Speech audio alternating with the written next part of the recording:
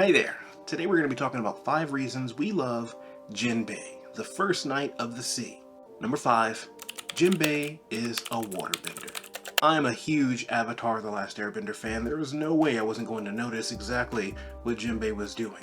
Jinbe is pulling water molecules out of the air with his fishman karate and flicking it at Mach 2 in people's faces. That's waterbending. Waterbend! Hi-ya!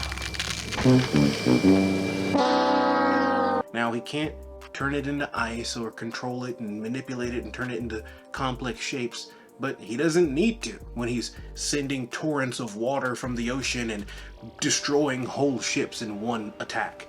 That is amazing. Also, he can talk to fish. So he's basically like Aquaman mixed with Katara with the wisdom of, well, Jinbe. Number 4. He's like the father that the Straw Hats never had. Luffy, Usopp, Zoro, Nami, Robin, no dad. Chopper and Sanji probably wish they never met their dad. Frankie, I think his dad threw him off of a ship in the middle of the ocean. And Brooks probably had a lovely relationship with his father, but that was like 80 years ago. Basically, these youths are lost and need that fatherly touch. Who's going to teach them how to change the oil, or change a tire, or winterize the lawnmower? Don't worry, Straw Hats. Daddy Jinbe is here. Now go get me a beer and leave me alone. Number 3, he is a stoic sage. Now, what you all may not know about me is when I'm not making YouTube content, I am a voiceover artist. And one of the recurring jobs I've had for the last about 2 years now is doing stoic meditation.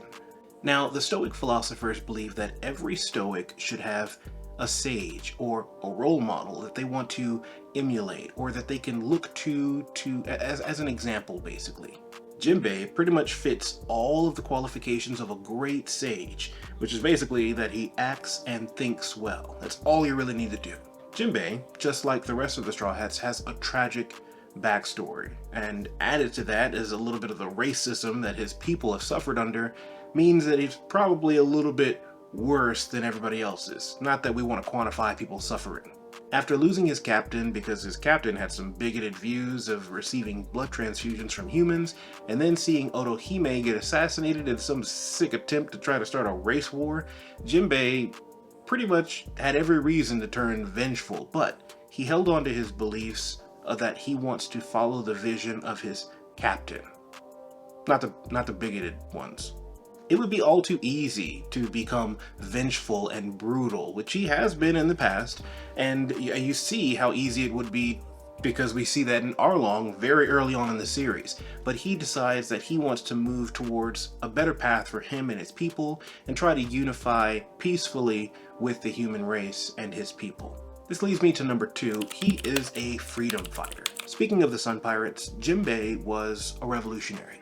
He was a freedom fighter, he was an abolitionist, and he truly followed a righteous path to try to make a better world for his people and the human race at the same time. It's only natural that he would gravitate towards following Luffy, who we now know is Nika or Joy Boy reincarnated, and just is destined, apparently, to free the world from this world government. While he was under Fisher Tiger, he was very brutal. But he came to his senses and followed ultimately what Fisher Tiger was preaching, that he doesn't need to be vengeful. He needs to work towards a better future where humans and fishmen can live under the sun equally. It's a great message. Jinbe then dedicated his entire life to pursuing this world. He abandoned his pirates and joined the Shikibukai in order to learn more from the humans about what is it that separates them. How can he find some way to connect his people and the humans in a peaceful way? While the other Straw Hats' dreams are great and noble, well, Chopper's is noble and Brooks is kinda noble, the rest are pretty selfish. Jinbe's dream is really the closest to Luffy's that we know of, or what I assume to be Luffy's dream, because he hasn't really fully told us yet. I also believe that if Luffy didn't exist, Jinbe would be one of the, not the only one, but one of the only characters to actually go out and achieve his dream, or at least work towards achieving his dream, even after seeing the horrors in the new world. Usopp would not even leave the island if Luffy never came to get him. And now I hope you guys can help me achieve my dream of just getting to 500 subscribers, so help me out, hit that subscribe button. Also, while you're there, like this video. Thanks. And number one, he is honorable. Jinbe is the ideal honorable knight. He fights for his people, his kingdom, and his friends. He puts his life on the line.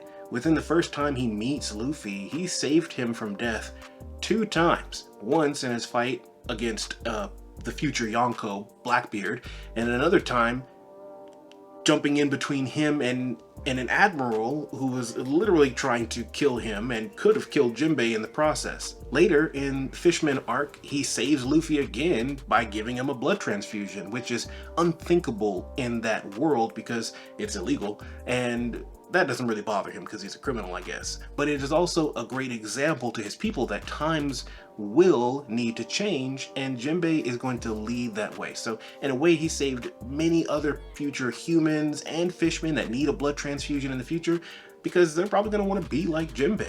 He's even honorable enough to go to Big Mom and quit in her face, showing her the respect that he believes that she deserves, and also saving his people from the wrath of her vengeance for just quitting without telling her. That would probably not have gone over very well. Even though he knew that going in front of her and quitting probably meant that he would die, he faced it with honor and with dignity. And he left, I wouldn't say unscathed, but he definitely left alive, which is a feat all on its own. Later in that same arc, he even deflected a blow, saving the Sunny and his crew, and then punching Big Mom right in the stomach, which, God, Jinbe always is surprising you, I swear. Don't sleep on him, man. I know he's gonna do some more amazing things for the sake of honor in the future. So that's what I love about Jinbe.